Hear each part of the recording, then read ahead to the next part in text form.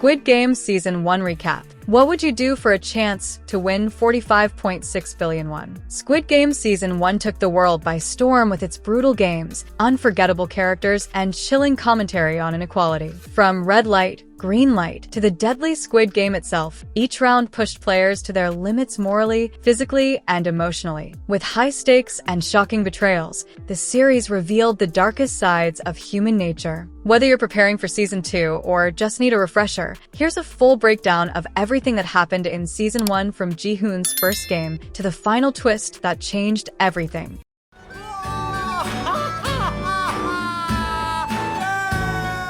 A desperate invitation. Gi-hun is a deeply indebted, unemployed chauffeur and gambling addict struggling to care for his sick mother. He's also at risk of losing visitation rights with his daughter. One day, while waiting at a subway station, he meets a mysterious man in a suit who offers him a chance to play a game of dokji. The man slaps him each time he loses, but when Gi-hun finally wins, he earns some money and receives a strange business card with 3 symbols: a circle, triangle, and square. It's an invitation to a game that promises a massive cash prize. Out of options, Gi-hun calls the number and accepts the offer. He is drugged and transported to a strange facility, waking up in a dormitory with 455 other people. They are all in green tracksuits, and he is labeled Player 456. The mask staff in red uniforms enforce strict rules. The players soon learn that they will be participating in a series of 6 children's games. The winner will receive 45.6 Korean won billion, but those who lose will pay with their lives.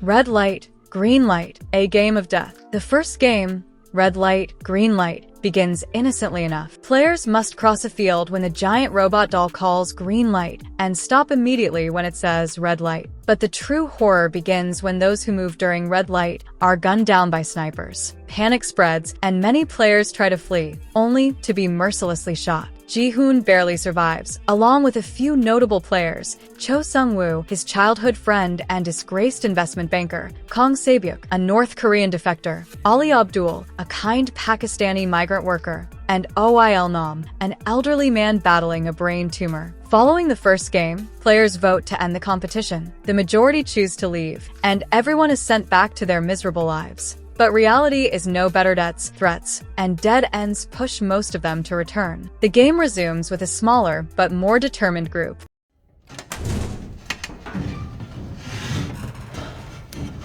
Sugar honeycombs and hidden alliances. In the second game, each player must carve a shaped circle, triangle, star, or umbrella out of a thin honeycomb candy using a needle. Gi-hun gets the hardest shape, the umbrella, but survives by licking the candy to thin it out. Tension builds as players watch others die, for even the slightest mistake. Se-byuk uses a lighter she smuggled in to melt the candy, helping herself and others. That night, the dorm descends into chaos. With the lights turned off, a brutal free-for-all begins as players kill one another to thin the competition. Alliances are quickly formed. Gi-hun, Sang-woo, Se-byuk, Ali, and Il-nam stick together, watching each other's backs. Tug of war and strategic survival. The third game is tug of war, played on high platforms. Losing teams fall to their deaths. Gi-hun's team appears weak. Il-nam is old. Se-byuk and Ji-young are women, but Il-nam's experience turns the tide. His advice to keep their center of gravity low and pull with rhythm saves them. Sang-woo's quick thinking and Gi-hun's leadership cement the team's trust in one another. But victory doesn't come without emotional scars. TVE killed to survive. Marbles and ultimate betrayal. For the fourth game, players are told to pair up, believing they will cooperate. Instead, they're pitted against their partners in a deadly match of marbles. The goal: win all your partner's marbles before time runs out. It's the emotional core of the series. Sung-woo, driven by desperation, tricks Ali into handing over his marbles by promising a false strategy, then has him executed. Se-byuk and Ji-young share a heart-wrenching conversation about their tragic pasts, and Ji-young, seeing no future for herself, willingly lets Se-byuk win. Gi-hun, paired with Il-nam, manipulates him into giving up the game. It seems Il-nam is confused and accepting of death, though viewers sense something is off. This round destroys the players emotionally. Trust is shattered. Sang-woo's cold pragmatism sets him on a villainous path, while Gi-hun is left guilt-ridden by what he did to Il-nam. a cop infiltrates the game. Running parallel to the games is a subplot involving Detective Hwang Jun-ho. He sneaks into the facility in search of his missing brother, disguising himself as a guard. Through his investigation, he uncovers the dark secrets of the operation: the masked VIPs, ultra-rich men who bet on human lives for sport, the body organ trade conducted by some rogue guards, and a disturbing hierarchy among the staff. Jun-ho gathers evidence and eventually discovers that the front-man black-masked overseer of the game is none other than his own brother, Hwang In-ho, a past winner who has now become part of the system. When Jun-ho confronts In-ho, he refuses to join him and is shot, falling into the ocean. His fate is left uncertain, but viewers suspect he may still be alive. The fifth game is Glass Stepping Stones.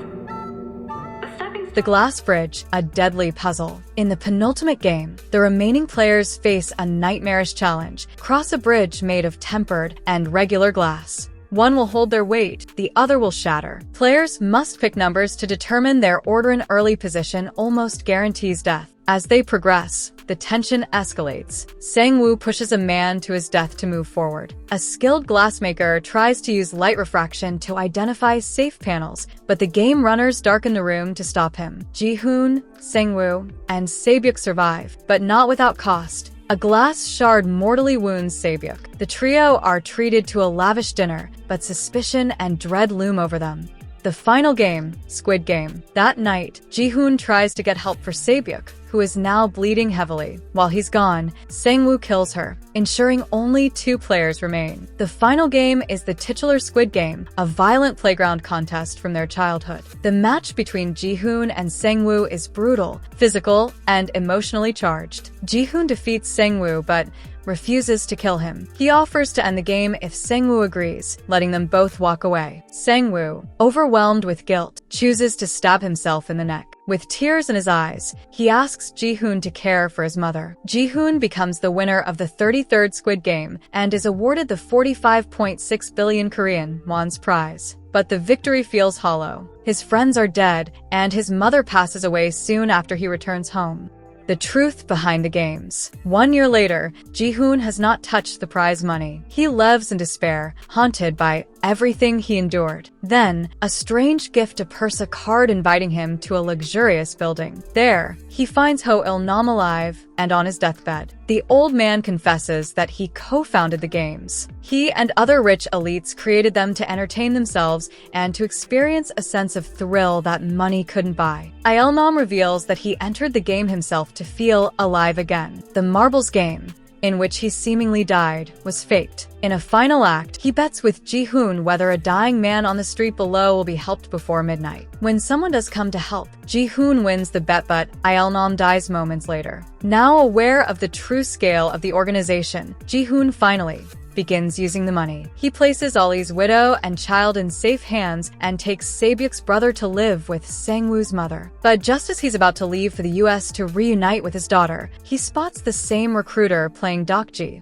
with another man. Gi-hun confronts the recruiter and snatches the card. Instead of boarding the plane, he calls the number on it. When told to forget the games and move on, he vows that he'll find those behind the operation and make them pay.